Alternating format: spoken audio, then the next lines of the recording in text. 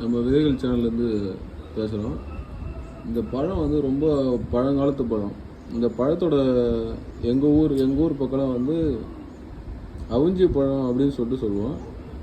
உங்கள் ஊர் பக்கம் இந்த பழத்தோட பேர் என்னன்னு சொல்லிட்டு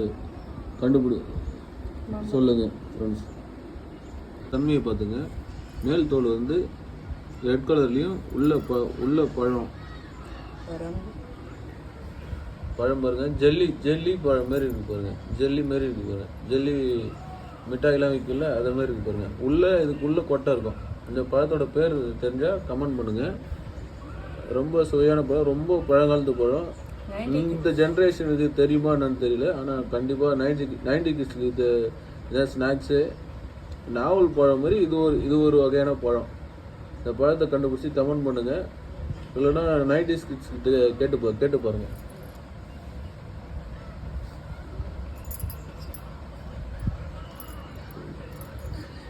இன்னும் ரெண்டு மூணு பழம் உரிங்க பாருங்க.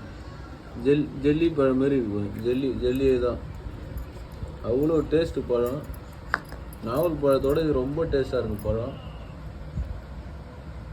எங்கள் பசங்கள்லாம் ரொம்ப விரும்பி சாப்பிட்றாங்க. இங்கே 2K கிட்ஸே விரும்பி சாப்பிட்றாங்க. அருமையான பழம். கமெண்ட் பண்ணுங்கள். இந்த பழத்தோட பேர் தெரிஞ்ச. தேங்க்யூ.